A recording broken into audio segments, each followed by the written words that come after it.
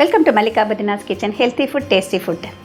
எள்ளு தொகையல் எப்படி பண்ணுறதுன்னு சொல்லிட்டு இப்போ பார்க்கலாம். எள்ளு தொகையல் பண்ண என்னென்ன பொருட்கள் தேவைன்னு இப்போ பார்க்கலாம்.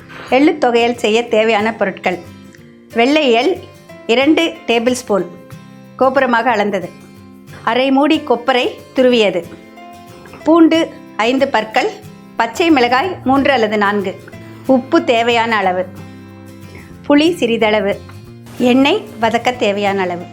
இப்போ இந்த எள்ளை வெறும் வானலியை சூடு பண்ணிவிட்டு வறுக்க போகிறோம். இப்போ இங்கே வானலியை சூடு பண்ணி வச்சுருக்கேன். இதை நம்ம எள்ளை சேர்த்து வறுத்துக்கலாம்.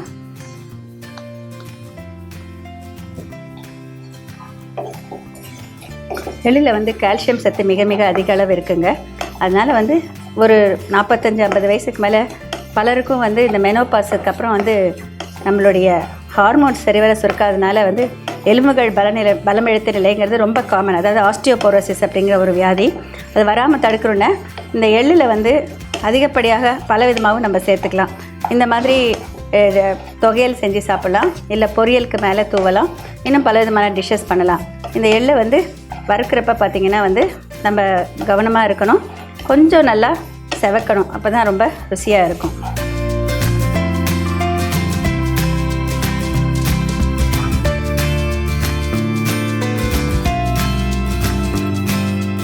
பாருங்கள், இந்த மாதிரி வறுபட்டுடுச்சு. 1-2 வெடிக்க ஆரம்பிச்சிச்சு. இந்த ஸ்டேஜில் இதை எடுத்துகிட்டு நம்ம ஒரு கிண்ணத்தில் எடுத்துக்கலாம்.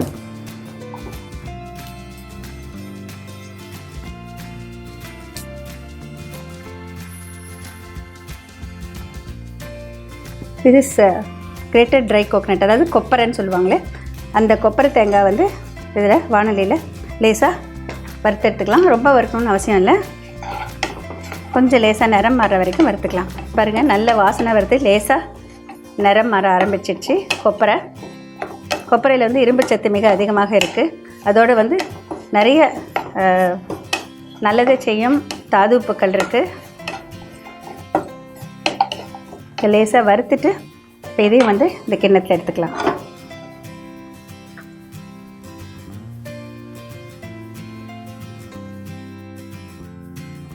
இப்போ ஒரே ஒரு சொட்டு, அதாவது கொஞ்சமாக எண்ணெய் விட்டால் போகிறோம், அதிகம் வேண்டாம். பூண்டையும் பச்சை மிளகாயும் வதக்கிறதுக்காக இந்த பூண்டு உரித்து வச்சுருக்கேன். பச்சை மிளகாய் அப்படியே போட்டால் வெடிக்கும். 1-2 கட் பண்ணிக்கலாம். பூண்டு லேசாக வதங்கின பிறகு பச்சை மிளகாய் சேர்த்துக்கலாம். 2 சேர்ந்து கொஞ்சம் வதங்கினா போதுமானது. லேசாக பொடிச்சதுக்கப்புறம் இதை சேர்த்து நம்ம அரைக்கணும்.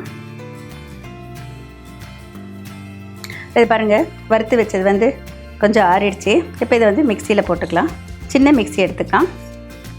இதோட உப்பு சேர்த்துக்கலாம். இதெல்லாம் அதிகம் உப்பு பிடிக்காது, கொஞ்சம் பார்த்து சேர்த்துக்கோங்க. இது லேசாக ஒரு தடவை ஏக்கிய பிறகு மற்ற இன்க்ரீடியன்ஸ் எல்லாம் சேர்த்துக்கலாம்.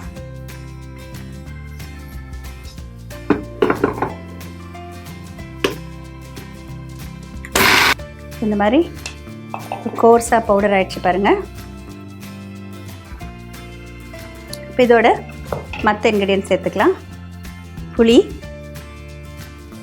நனைச்சி வச்சுருக்கோம், கொஞ்சம் அப்படி பிச்சு போட்டுக்கலாம். பச்சை மிளகாவும் பூண்டும் வதக்கியதை சேர்த்துக்கலாம். இதோட கொஞ்சம் தண்ணி ஊற்றிக்கலாம்.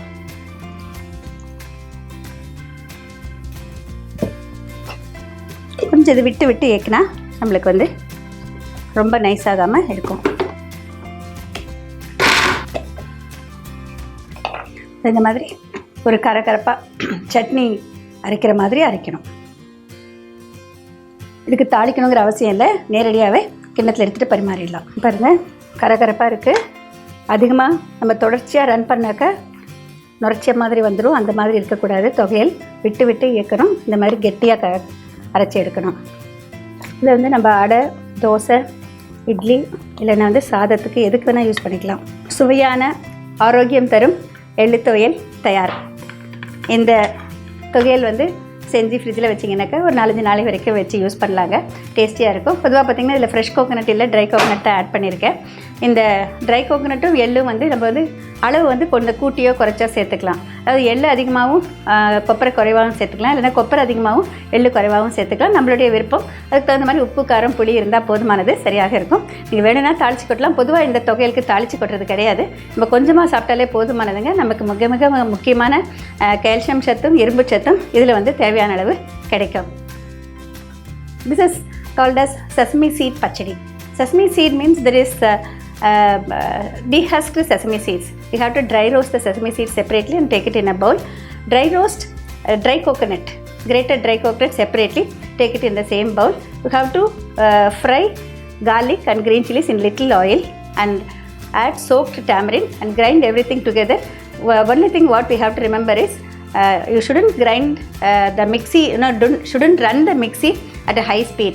Use it in the low speed or at the whipper mode by leaving enough gap so that your tuvaiyal will be very tasty.